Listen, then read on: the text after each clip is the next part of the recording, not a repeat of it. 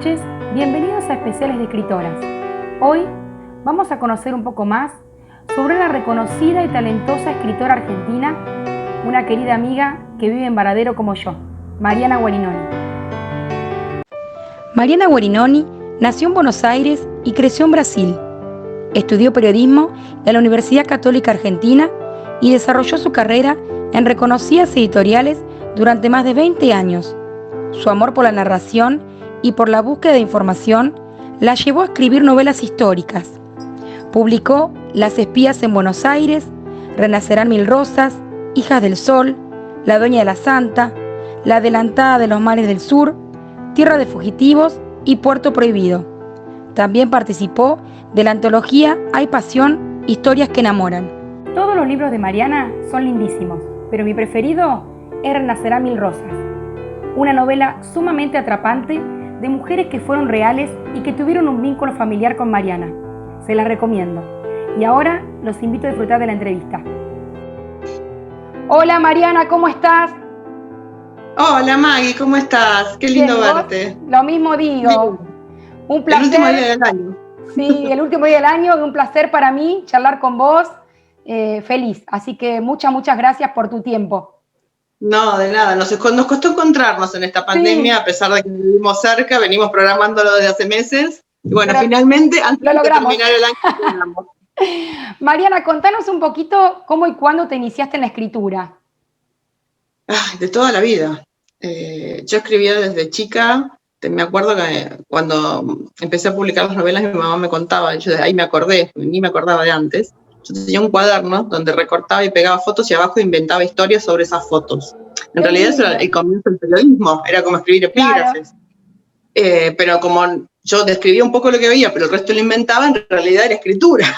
Así que te diría desde los 8 o 10 años que vengo escribiendo. Me gustaba siempre. En el colegio participaba en los concursos de redacciones, de composiciones, y ganaba premios, que eran una cartulina pegada con un moñito con plasticola.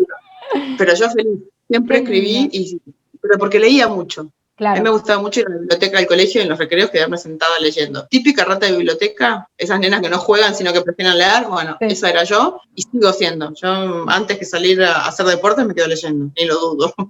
¿Cómo lo vivís vos y cómo lo vive tu familia, no? Esto de escribir, de estar en este maravilloso mundo, de ser tan conocida, tan querida. No, gracias por esa parte final. Lo de ser conocida y querida, yo lo manejo como algo muy normal. Yo no soy famosa. Yo escribo en mi casa y mis libros se conocen, los que se conocen son mis libros, no yo. Yo soy re bajo perfil, eso no me gusta la fama. Sí me gusta que gusten mis libros, porque esa es la finalidad del escritor, que conozcan sus historias, lo que tiene para contar. Mi familia lo vive de manera natural porque yo siempre escribí, siempre leí mucho. Los chicos cuando éramos chiquitos me iba a la playa, les ponía protector, se ponían a jugar en la arena y yo siempre en la sombra con un libro. Así que para ellos no es novedad que la mamá viva en el mundo de los libros. Y de mis 2 hijos uno es muy lector y el otro lee bastante. Considerando lo que son las nuevas generaciones, lee un montón. Pero el otro es rata de biblioteca tipo yo. Entonces, a nadie le sorprende ni se incomoda con que haya mucha gente callada leyendo en casa. Mariana, ¿y qué es para vos lo más difícil de este mundo de la escritura? Si es que para vos hay algo difícil, por ahí no. No, difícil no. Tiene partes más que me gustan más y partes que me gustan menos. Por ejemplo, el tema de promocionar los libros a mí no me gusta. A mí me gusta escribirlos, después que les das vida y que sigan su curso. Pero bueno, es parte de hacerlo. El contacto con los lectores me gusta muchísimo. Eso sería no me gusta la promo parte que más te gusta. Hablar. ¿Cómo? Eso sería una de las partes que más te gusta sería esto, ¿no? Del contacto con los lectores. Sí. La parte de la escritura y la investigación me fascinan. El contacto con los lectores también. Eso es algo maravilloso que descubrí que no me imaginaba que iba a existir. Porque cuando uno se siente a escribir es una tarea muy solitaria escribir una novela, son muchos meses entre investigación, escritura, corrección. Y estás siempre sola, una y sus personajes. Y cuando publiqué la primera novela, y de repente me escribían por las redes personas que no me conocían, y para decirme que les había gustado mi novela, y me hablaban de mis personajes, y yo sentía una compañía, un cariño, una contención, que en la escritura sola una no tiene. Con lo cual eso es absolutamente maravilloso y lo agradezco cada día y lo voy a agradecer siempre. porque todo ese cariño sincero y espontáneo, además, eso es maravilloso. Sí. Bueno, la parte que menos me gusta es cuando de la editorial me dice, no, tenés que hablar, y me piden que haga videitos mirando a la cámara de la novela. Eso es como decir, ay, mira qué lindo mi hijo, ¿viste que mi hijo que es muy lindo? Es horrible, no me sale, el autobombo no me sale. Pero salvo eso, me gusta todo, me gusta investigar, me gusta buscar, me gusta cuando es difícil la investigación. Yo por lo general elijo los siglos XVI y XVII, que no hay mucha información, y encontrarlos es un desafío y todo eso me encanta. Un desafío, y lleva mucho tiempo. Tal cual. Y bueno, el resultado. ¿Y sí, cómo? Pero está muy bueno. Después cuando me cierran al escritorio sola con mis personajes, es un placer. Sí. Es una fiesta. Hay veces que no se portan mal, no hacen lo que yo quiero que hagan. Claro. Pero está bueno. Mariana, ¿y cómo dividís tu tiempo entre escribir y otras prioridades, no? ¿Cómo haces con eso?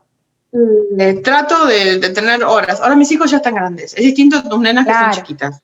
Pero mis hijos ya son los dos mayores de edad, trabajan, viven solos, con lo cual no tengo más ni que ocuparme de la comida. Sí, no, vos te reís, pero cambia completamente la vida cuando uno puede volver a ser independiente y dedicarte más a lo que te gusta.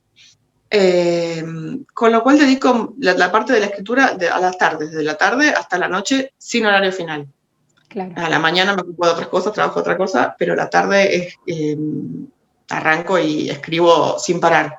Vos lo sabés, más de una vez me dijiste de juntarnos después de las 5 y yo ahí estoy escribiendo, no paro hasta las 12, 1. Doy fe a veces 2, digo, ay, mañana me tengo que levantar. Ahí como que apago. Pero me parece que en mi cabeza mis personajes funcionan mejor de noche, así que dedico más la parte del día a la investigación y la noche a la escritura. ¿Y te lleva mucho tiempo la investigación, que es algo que tanto te gusta?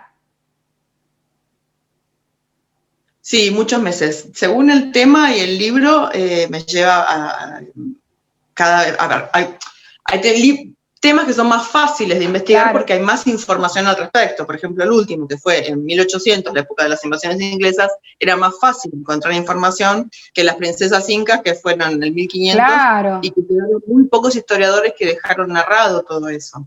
El de las princesas incas, por ejemplo, me llevó más de un año de investigación, casi 2, y las cosas que encontraba eran espantosas. No es que no encontraba, sino que lo que encontraba me mostraba mucha crueldad, muy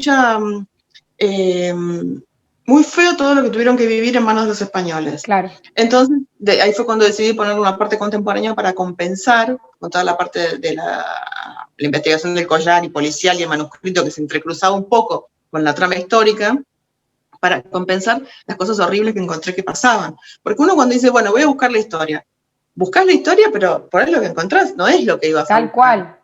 Tal cual.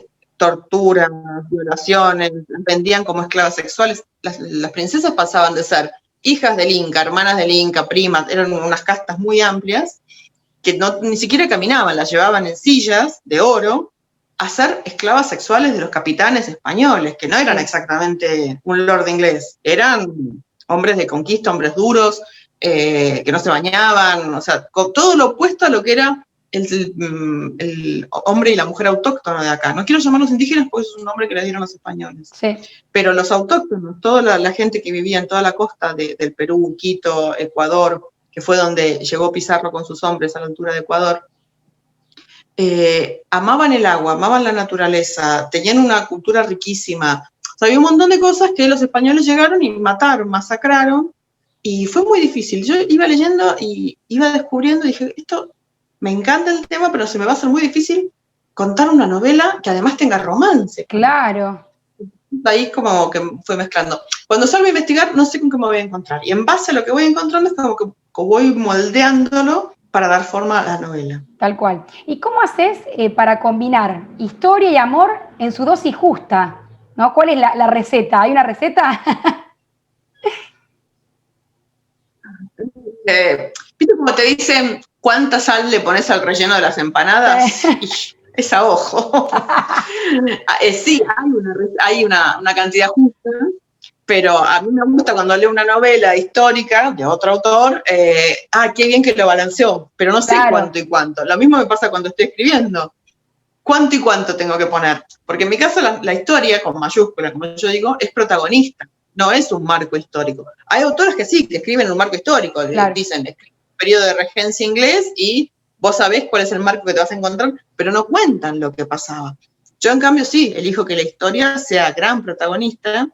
Entonces mis personajes van acompañando eso y se ven influenciados por lo que pasa. Por ejemplo, en Los espías en Buenos Aires, todo el tema de las invasiones inglesas, en la noche que iban Liniers a atacar para recuperar Buenos Aires, le manda a su amante la bandera francesa para que la pusiera sobre la puerta de su casa, porque como ella estaba casada con un inglés, no quería que fuera el enemigo. Claro. Entonces, era muy importante que fuera exactamente en la misma noche de la Reconquista, no que fuera cualquier otro día. La historia está como muy metida en la trama de todo lo que va pasando. Tal cual. ¿Y qué sentís cuando escribís, ¿no? El momento de escribir y cuando terminás esa novela que llevó tanto tiempo, ¿no? Que conviviste tanto tiempo con esos personajes. Lo primero es un suspiro. Porque cuando se va acercando el final, cuando uno empieza a escribir, me pasa a mí, por ejemplo, tengo muchas ideas y muchas líneas posibles y muchas cosas que sé que van a ir pasando, pero no tengo toda la sinopsis escrita, digo, ahora va a pasar tal en el capítulo tal. Hay autores muy prolijos que sí lo hacen. Yo no, yo sé cómo empieza, sé que va a haber algo en el medio, un nudo que desata un montón de cosas y sé cómo termina, claro. Pero todo lo que pasa entre esos pedazos va surgiendo durante la escritura. Y hay momentos en que digo, ¿y ahora para dónde voy? Entonces, es como que me siento a hablar con los personajes y les digo, bueno, ayúdenme, ¿ahora qué hacemos? ¿Para dónde vamos? Y cuando termina, es como que dices, ay, bien, cerró todo. Porque hay momentos en que no sabes cómo va a terminar. Claro. Sí, el final, pero no con los caminitos. Y está bueno cuando van cerrando todas las puntas, todos los hilos y queda todo conectado. No me gusta dejar cabos sueltos en mis tramas, entonces necesito que todo cierre. Entonces, cuando finalmente la termino, considero que está terminada, la primera versión para mandar a la editora, digo, ¡ay, cerró todo! ¡Qué bueno! Es como, es un logro, la sensación es muy gratificante. Me imagino, sí. ¿Y tenés una preferida, la que más te haya gustado escribir? Hay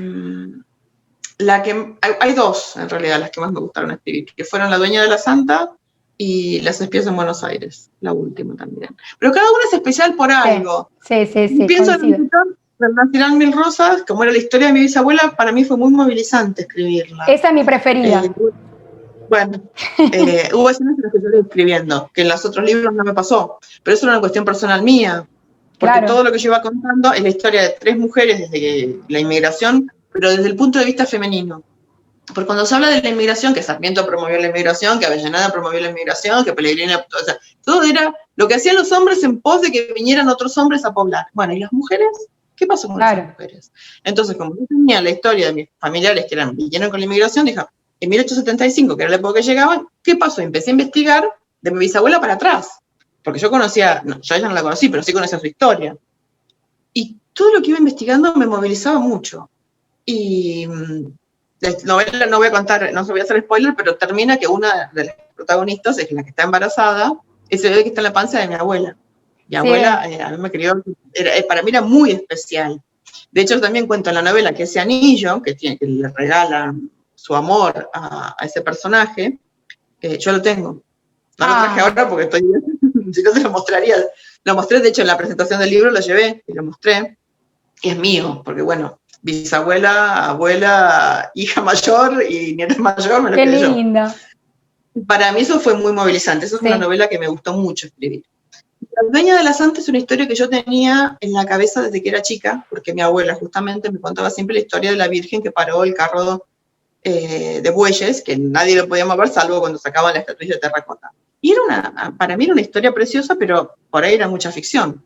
Yo cuando empecé a escribir mi primera novela, Puerto Prohibido, que la historia transcurre en Buenos Aires de 1600, dije, a ver, como yo investigo todo lo que pasa en el lugar, digo, a ver qué iglesias existían, a cuál iba a ir a rezar todos los días el protagonista.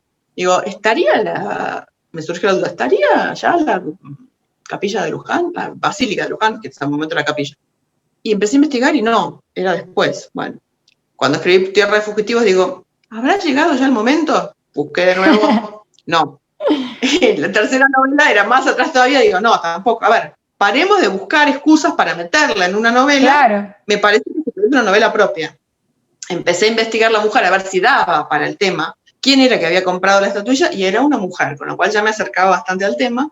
Y era una mujer que había tenido una vida increíble, Sí. porque según la iglesia te ponían muy cortitos en escuetas palabras, no, era una beata que como murió sin descendientes, en esa época se usaba donar su fortuna a la iglesia, entonces se construyó la basílica.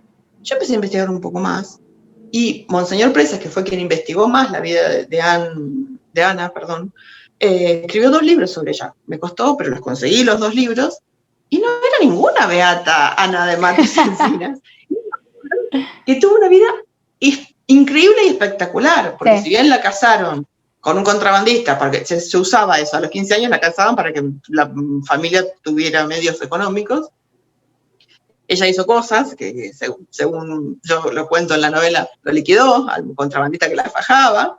Pensé que en el 1600, obviamente muchos hombres golpearon a las mujeres porque estaba permitido. Sí. Podían pegarle con una vara en el cuello, estaba permitido por ley. Y ella se cansó de que el tipo la fajara. ¿Y qué hizo? Y lo envenenó y lo mató.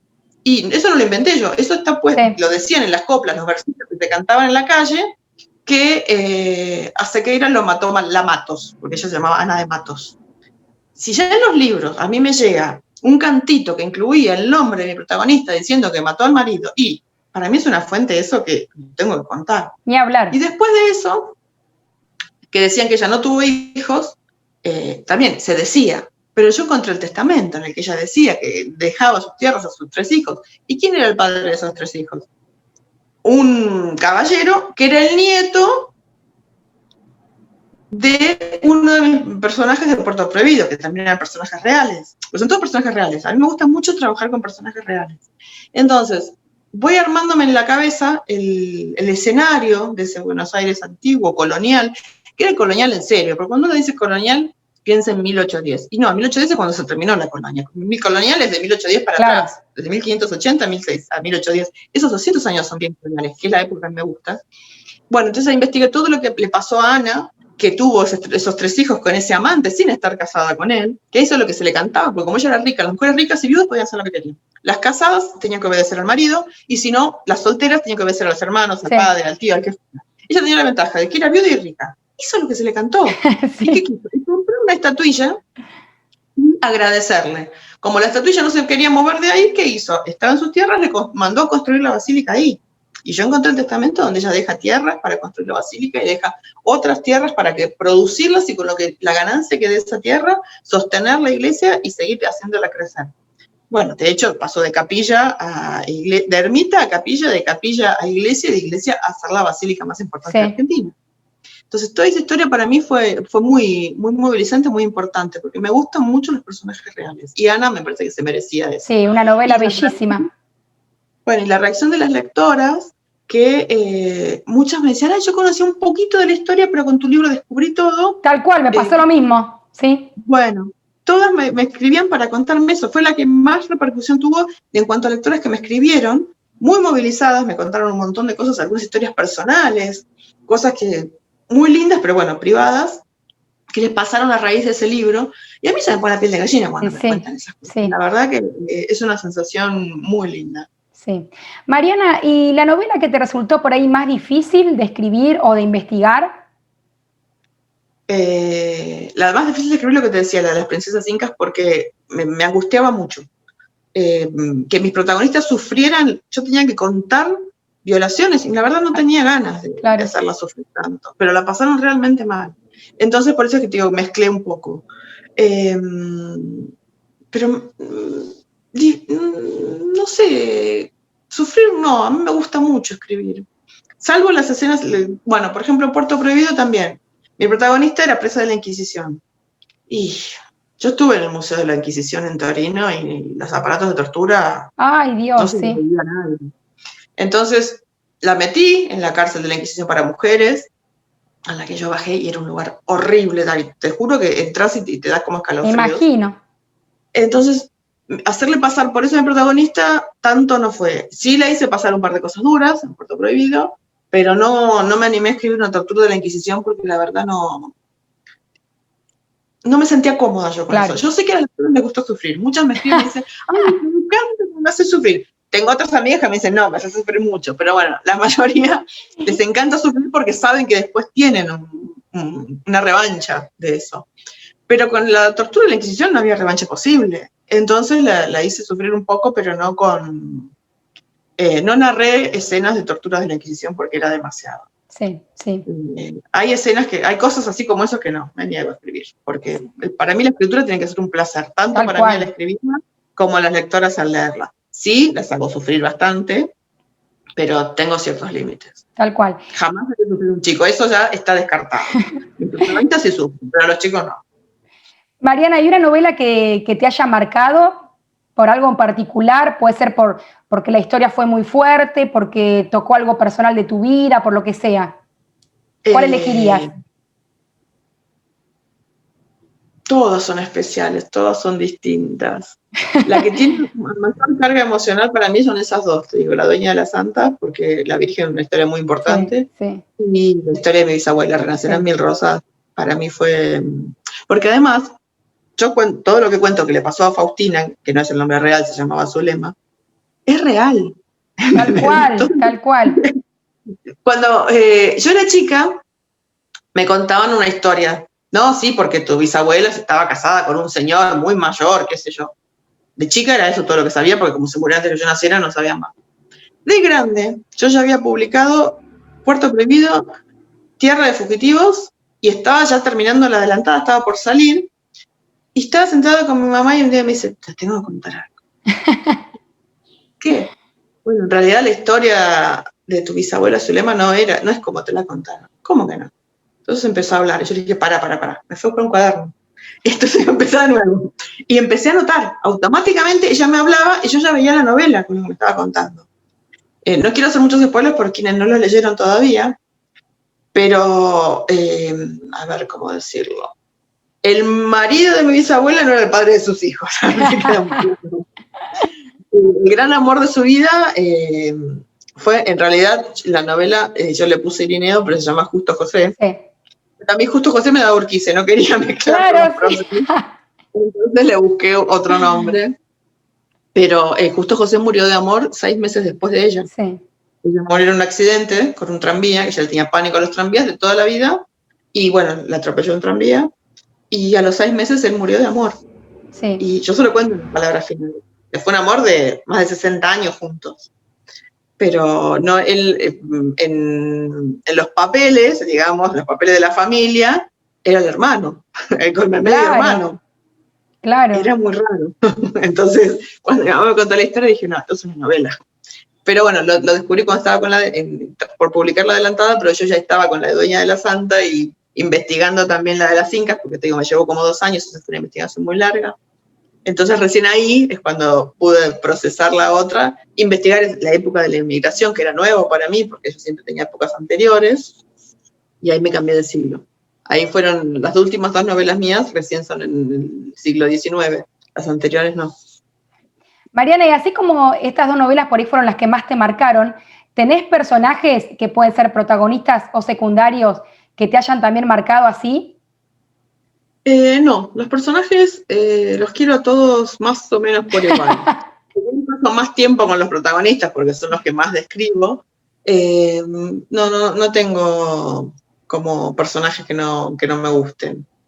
Ni alguno en especial. Por ejemplo, sí, Faustina me quedó muy metida adentro. Por ahí me pasa que el último que escribí o el que estoy escribiendo es el que estoy más en contacto, porque claro. pensé que estoy durante un año de todos los días un rato con ellos. Entonces claro, es como que tal cual. Se convierten en amigos cercanos. Tal cual, tal cual. ¿Y sobre qué otras temáticas te gustaría escribir?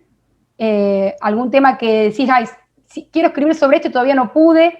¿Tenés como pensado? Tengo un montón. Tengo una carpeta en mi compu que se llama Nuevas Historias. Ay, me imagino. Que vengo acumulando desde hace años.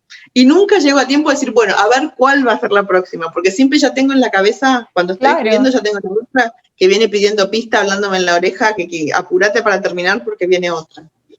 Pero bueno, lo principal que a mí me gusta es el género histórico, hasta ahora con romance, y hasta ahora, en los últimos le vengo poniendo cada vez menos. La última me parece que tiene un poco menos de romance. Me gusta más la historia que el romance. Si bien lo mío es historia con romance, la historia me puede. Y también estoy escribiendo un policial. Este año, que fue un año raro y difícil. Te iba a preguntar si estabas escribiendo justo. 2 novelas en paralelo. Estoy con una histórica y un policial. De a ratos, no tengo Claro. un horario fijo de decir, hoy agarré esta, mañana la otra, no. Tengo por ahí un par de semanas con una, un mes con la otra. Nunca me había pasado de escribir 2 novelas al mismo tiempo, pero bueno, fue un año muy raro. Así claro, que, tal cual, tal cual. todos hicimos cosas inesperadas este año. Sí. Mariana, ¿y te gusta, imagino que al escribir histórico romántico te gusta también leer ese género? ¿A quiénes lees de ese género? Más que histórico romántico, leo histórico solo, me gusta mucho. Pero bueno, de acá me gusta mucho cómo escribe Gabriela Exilard, el histórico romántico, lo hace muy bien. Me gusta mucho Gabriela Margal también cómo escribe. Camucha, me gusta mucho de las autoras locales, cómo van mezclando la historia con el romance, más allá de los marcos. No tomo el marco, sino que me quedo mucho con la historia, y ellas hacen mucho hincapié. Andrea Milano también me gusta, pero Andrea va más a lo romántico, me gusta mucho la historia. Claro. De afuera, ahora por ejemplo, que estoy de viaje, empecé a leer a Quitania, que me gusta mucho. Yo tenía una de esas carpetitas de nuevas historias, yo siempre tengo anotado desde hace años Leonor de Aquitania, porque es un personaje que amo. Y por lo que empecé a leer, Eva García Sáenz, que es la autora de este, le está dando una vuelta distinta, así que me está sorprendiendo bien. Me gusta mucho Julia Navarro, cómo aborda el tema de la historia, cómo lo mezcla en sus novelas con los personajes actuales. Otras autoras históricas de afuera, me gusta mucho cuando respetan la historia. Claro. Te entiendo. Tengo muchas. Ahora no me acuerdo, pero cuando corte con vos seguro me van a salir de la lista. ¿Y tenés algún otro género que también te guste leer? Por ejemplo, terror, policial. No, terror no. Sí, te lo puse como ejemplo. Leí un libro de Stephen King a los 20 años, lo revoleé, Cementerio de Animales, y dije, primero y último de terror, es algo que no me gusta. Sí, amo los thrillers y los policiales. Pero no. Por ejemplo, el otro día también estaba leyendo una recopilación de Borges y Sábato de cuentos policiales, y Wilkie Collins me gustó mucho. Me gusta, leí hace poco también la trilogía de Gómez Jurado, en español. Una Roja, Loba Negra y Rey Blanco. Terminé Rey Blanco, muy bueno, yo ya había leído antes Cicatriz. Me gusta mucho el thriller, me gusta también un poco la novela negra. Carmen Mola, que en realidad es un seudónimo, es una autora española, que se supone que es una autora. No sabemos si es hombre o mujer, no sabemos nada de ella, él, porque no sabemos quién es. Es una trilogía de novela negra, muy fuerte, no es terror, por eso, como no tiene nada sobrenatural, me gusta, pero es fuerte. Esa no la recomiendo a los impresionables. Pero me gusta muchísimo leer policiales. Desde mi adolescencia venía leyendo Sherlock Holmes y Agatha Christie, que es lo que leemos mucho, leíamos en mi generación, los jóvenes. Ahora no, ahora los jóvenes tienen otro montón de libros. Desde Harry Potter para acá surgió mucho más la fantasía. Pero bueno, en mi época no había libros de fantasía para adolescentes, entonces leíamos policiales. Tal cual, tal cual. Mariana, en la escritura se hace de alguna manera catarsis. ¿Qué pensás que ocurre en la lectura? ¿Qué te pasa a vos como lectora cuando lees una historia?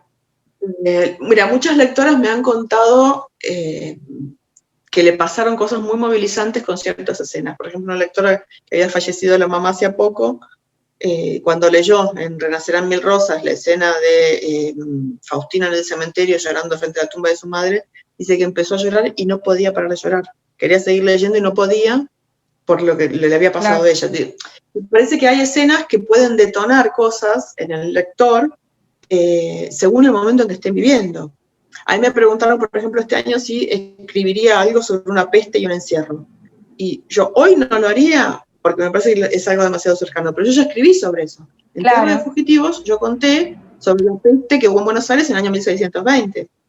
Y tuve una protagonista enferma, unos médicos que se cubrían, lo que sería un barbijo, eran picos de cartón, que fue lo mismo que usaban en Europa para la peste negra. Se cubrían la nariz con picos de cartón, sería un barbijo antiguo, y se lavaban las manos con sangre. O sea, los precursores del alcohol en gel. Claro. Con lo cual, estamos como en la prehistoria, más o menos. Lo que estamos viviendo hoy es lo que vivían en 1600 con las pestes, pero en ese momento, cuando yo lo escribía, podía mantener la distancia. Hoy yo no me gustaría escribir algo así. Claro. Sí celebro autores que lo hacen. Por ejemplo, María Correa Luna, que es amiga mía y escribe policial contemporáneo, cuenta en su última novela el COVID, porque justo le dio la fecha. Ahí, claro, ahí entró bien, pero a mí no me da, dentro de lo que me gusta escribir a mí, ponerme a contar una situación de encierro. Sí, sí. ¿Qué podés contarnos sobre tu última novela que fue un verdadero éxito? Lo sigue siendo, una novela bellísima. Las espías en Buenos Aires. Sí. A esa novela me encantó escribirla. Esa novela está agotada, pero pronto va a haber más en las librerías. Si no la encuentran, un poquito de paciencia, ya llega. La historia de La Perichona para mí era muy especial porque, como todas las de mi generación, vimos Camila en el cine. Yo la vi cuando era menor, todavía tuve que entrar con mi mamá, porque vos no lo sabés, pero antes, si no, las películas prohibidas para menores de 18 años, si no entrabas con tu mamá o tu mayor, no te dejaban entrar. No se podía. Me con mi mamá a verla, y más allá de Camila, a mí me llamaba la atención esa abuela loca que tenían encerrada. Y le digo, mamá, ¿quién es ese personaje? No, es re famoso, es La Perichona. Yo digo, ¿qué es La Perichona? Bueno, y me quedo dando vuelta, y siempre busqué más información, y no había. Y como yo me especializaba en el siglo XVI y XVII, no quería como salirme de mi zona de confort, pero dije, no, sí, tengo que salir. Tengo que contar la historia de esta mujer que fue increíble. Bueno, empecé a investigarla, y mientras investigaba, me surgía que en esa misma época pasaban muchas cosas en la fonda de Clara la Inglesa. ¿Quién era Clara la Inglesa? Yo buscaba información y empecé a investigar y digo, ¿cómo? Esta mujer vino de Inglaterra en un barco de presas que estaba destinado a Australia, pero que tuvieron un motín en el medio del océano, terminaron en Montevideo y las mandaron presas a una cárcel de Buenos Aires, que no era una cárcel, sino un lugar para encerrarlas a las que se portaban mal. Digo, para. Esto es un personaje. Con lo cual, Clara, que iba a ser una amiga o un pequeño personaje en la historia de La Perichona, porque esta Clara era la amante del marido de Annette Perichon. Entonces dije, no, acá hay algo. Clara tiene un peso enorme, casi que se merecería una novela ella sola, con lo cual dije, no, voy a hacerlas en paralelo. Y la historia de Mary es impresionante, porque ellas, cuando escapan del motín, que las llevaba presas de Inglaterra a Australia, las llevaban a Australia para poblar el país. Porque, por ejemplo, ella por robar un pedacito de queso, que esto está registrado en los libros, por robar un pedacito de queso, una cinta, lo que fuere, 7 años les daban. 7 años en Australia con un viaje de 1 año en barco, y durante esos 7 años tenían que trabajar como criadas o lo que fuera, trabajar la tierra, y no les pagaban. Después de esos 7 años, si querían volverse a Inglaterra, podían, pero tenían que pagarse el pasaje ellas, que valían fortuna. Fortuna, sí. Por eso es que se amotinan y deciden tomar el barco. Fue el único barco de toda la historia de los penales ingleses en Australia que no llegó a destino, fue el que terminó acá. Como Inglaterra y España eran enemigas, ella terminó presa. El virrey no quiso devolverle sus presos al enemigo. Entonces dijeron, bueno, mujeres, nos vienen bien, poblemos la colonia acá. Las llevaron a encerrar en la casa de mujeres escandalosas, la casa de la reclusión. Era un lugar que yo cuando empecé a investigar digo, ¿por qué estas cosas no se saben? Claro. No era la cárcel era otra cosa. Acá mandaban a las mujeres que se portaban mal. ¿Cómo que se portaban mal? Sí, la mandaban en penitencia. Si un marido decidía que la mujer se portaba mal, la mandaba a encerrar ahí. Le pagaba su alimentación, si tenía con qué, ¿no? Pagaba la alimentación, y si no le daba para pagarlo, la mujer tenía que trabajar ahí adentro, haciendo telares, haciendo velas, cosas que después se vendían para mantenerlo. Pero a mí lo que me hacía como mucho ruido era que por orden de tu marido, o de tu padre, o de tu hermano, o de quien estuviera a cargo tuyo, porque ninguna mujer estaba a cargo de sí misma, te pudieran encerrar. Era mandarte a la penitencia. Sí. Y eso era lo que pasaba. Y era espantoso. Y peor aún cuando descubrí que la correctora, que era la encargada del lugar, algunas de las mujeres que no tenían recursos, las sacaba de noche para prostituirlas. Y digo, ¿cómo? ¿Esto es verdad? Sí. De hecho, hay un juicio, está aprobado en el registro del Archivo General de la Nación, que se le enjuició a la mujer y al hombre que estaban a cargo del lugar por llevar a prostituir a las mujeres. O sea, no lo inventé, la Tal cual, real. Sí. Bueno, obviamente ficcioné todo lo que le pasaba a Mary, pero ella la prostituyen desde el lugar. Después ella sale, tiene los prostíbulos que le pone O'Gorman. O'Gorman, que era el marido de Anne, obviamente, era el dueño de los prostíbulos y ella era su amante. Bueno, la trama entre estas dos mujeres, que no competían entre sí, porque vos decís, ahí tenés un triángulo. No, de ninguna manera, porque Anne no amaba al marido, Mary en cambio sí. Entonces a Anne no le podía importar menos lo que hiciera su marido con sus amantes, mientras no molestar a ella mejor, ella tenía su propio amante. Lo cual me generaba muchos hilos muy atractivos para entrecruzar. El gran amor de la vida de Anne fue el virrey Liniers. Entonces, ese romance que, según algunos historiadores, dicen que ella tiró el pañuelito la noche de la Reconquista, a la mañana al amanecer, y que él la vio ahí por primera vez. No, ellos se eran amantes antes. Ella ahí, como el marido ya se había rajado, ella quedaba sola, porque O'Gorman se escapó, agarró el tesoro de los ingleses, porque era funcionario inglés, se subió a uno de los barcos y se fue. Entonces Liniers ahí se animó, como ella ya estaba sola, a blanquear el romance. Además, con eso la protegía. Claro. Porque ella, como mujer de inglés, quedaba en la peor de las posiciones.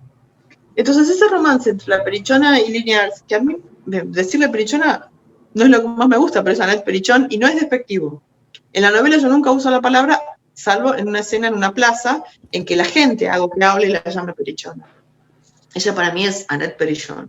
Claro. Que tuvo una vida, la verdad, increíble. Porque haber nacido en las Indias orientales, como se llamaban las islas del Océano Índico, que era una colonia francesa, haber venido a Buenos Aires por el marido al que le entregó el padre, y acá primero que la mandaron a Corrientes, donde ahí empezó el romance con Liniers, pero que Liniers era el novio de su mejor amiga, con lo cual era todo muy complicado. Claro. Cuando uno piensa en la colonia y se imagina las damas antiguas muy recatadas, sentaditas en las tertulias, no, había mucho más que eso atrás.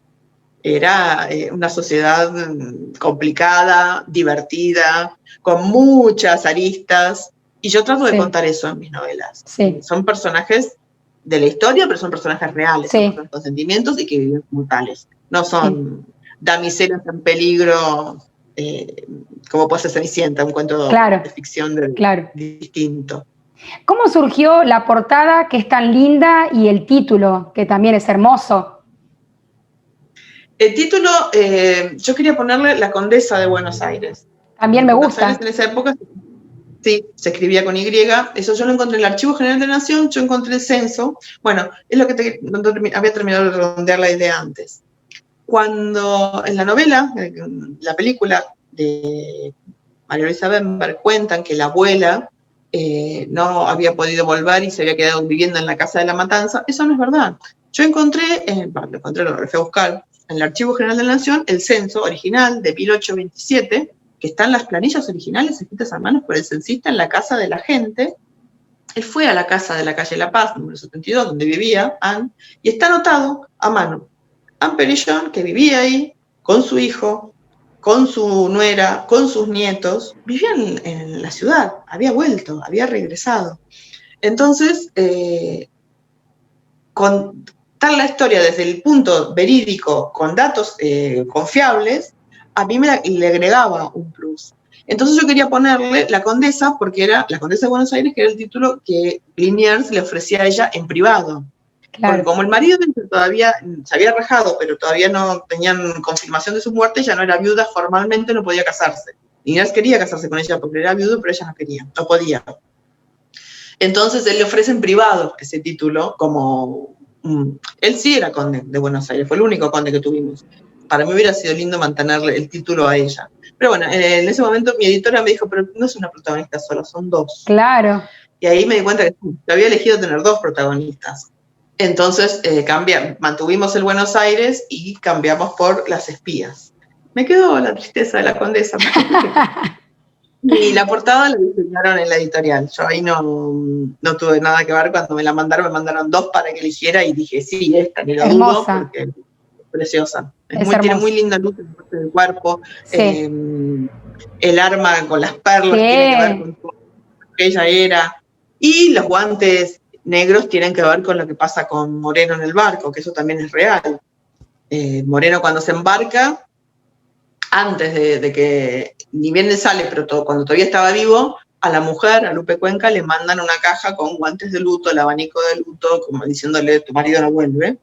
Y de hecho, a él lo envenenaron en el barco, claro, que el capitán era el mismo que ella había vivido, la Perichana había vivido 6 meses antes, más de 6, 9 meses creo que estuvo en ese. Porque ella no la dejaban bajar en Buenos Aires. Hay que poner el contexto de todo.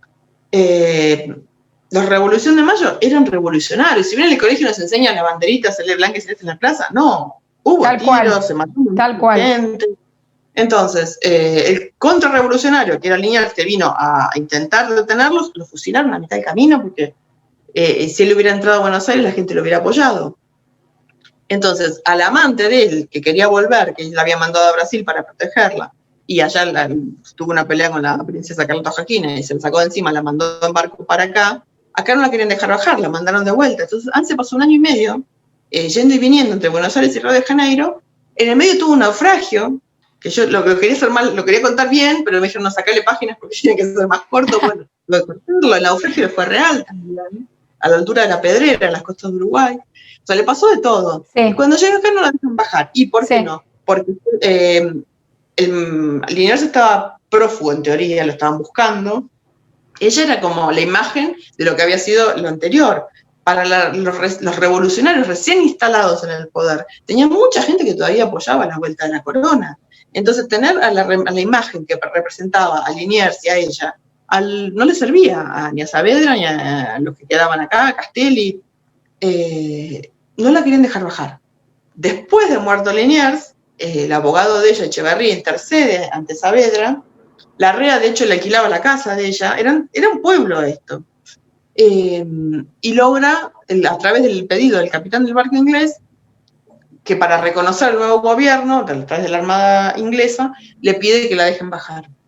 Y Saavedra le firma el permiso en octubre, creo que fue, no, noviembre de 1810, para que ella baje, pero bueno, ya con Liniers muerto, para ella la vida no tenía sentido. Tal cual. Entonces, se le ocurre este plan. ¿Quién es el responsable de la muerte de Liniers? Y Moreno, porque había 2 bandos dentro de la primera junta, los morenistas y los saavedristas. El que firmó la orden fue Moreno. Entonces ella, mi teoría en esta novela es que el veneno lo mandó ella. Sí. Que el veneno estuvo en el barco, eso está probado. Que se lo dio el capitán, está probado. Lo cuenta el hermano, Manuel Moreno mismo, no es un invento. Se lo pudo haber dado la Perichona al capitán y se conocían y vivieron en el mismo barco 9 meses. Es una posibilidad. Yo tomé esa posibilidad. Sí, eso es lo que a mí me gusta de contar historias sobre personajes reales. Y lo que agrego, que como ficción, podría haber pasado. Yo no estoy inventando que bajó un plato volador y le dio el veneno. Los techos están. Sí, así lo conté la novela. Sí. La verdad que estoy contenta porque tuvo muy buenas repercusiones. Sí. Ahora que es fin de año, muchos lectores me están poniendo en el balance de que las novelas históricas más les gustaron del año y están Las espías de Buenos Aires con mi querida Perichana, así que estoy muy contenta con esta novela. Sí. Para las personas que todavía no leyeron tu última novela, ¿por qué la recomendás? ¿Por qué estaría bueno que la lean? A mí en esta novela lo que más me gustó fue enterarme de un montón de cosas de nuestra historia desde la visión de personas normales, cómo fue la Revolución de Mayo, cómo fueron las invasiones inglesas, cómo eran los tramados por detrás, por qué alguna gente quería derrocar a Liniers cuando era virrey, por qué Liniers fue el primer virrey electo del Río de la Plata, el único virrey de la historia de América que no fue nombrado por el rey, sino que lo eligió la gente por lo que había hecho. Fue el primer acto democrático que tuvimos en nuestra tierra y que después el rey lo ratificó. Pero más que nada por lo que hicieron estas 2 mujeres, Anne Perichon y Mary Clark, o Clara la Inglesa, como la tradujeron acá. Sí. La Fonda de Clara la Inglesa fue muy famosa. Ahí es donde se alojó la Cámara de Comercio Británica. Desde su casa miraban el río, que no era casual, que era para ver si llegaban barcos enemigos, porque en una época Inglaterra y España eran enemigos, pasaban un montón de cosas. a mí esta novela, la investigación, y creo que lo volqué en la trama, me hizo descubrir una visión distinta de lo que era tanto las invasiones como la Revolución de Mayo. Todo el comienzo de 1800 no era lo que nos contaron en el colegio. En la novela se encuentra otra realidad, y a mí me gusta saber más esa realidad. Tal cual. Bueno, Mariana, ¿querés agregar algo más? ¿Algo que nos quieras contar? No, por ahora lo que viene me lo guardo en secreto. Bueno, Mariana... te agradezco muchísimo, Maggie. La verdad, un placer hablar con vos siempre. Nosotros siempre nos juntamos en vivo porque tenemos la suerte de vivir cerca. Y este año, que fue complicado, nos costó más encontrarnos. Sí. Y finalmente lo logramos. No, la agradecida soy yo. Gracias por tu tiempo y bueno, por esta hermosa charla que tuvimos. Así que para mí un placer siempre hablar con vos. Y para mí también. Espero que podamos vernos pronto, en el año que termina dentro de un rato, y nos vemos el año que viene. Bueno, Mariana. Te mando un beso muy grande, María. Bueno. Todas las lectoras también, porque la verdad que eso es lo mejor de este mundo de las letras. Tal cual. Te mando un Besos abrazo. a todas, gracias. Abrazo enorme y beso gigante. Chao, Mariana. Nos vemos pronto, gracias. Chao. Hemos llegado al final del programa. Gracias a todos por acompañarnos. Nos encontramos muy pronto acá, en Especiales de Escritoras.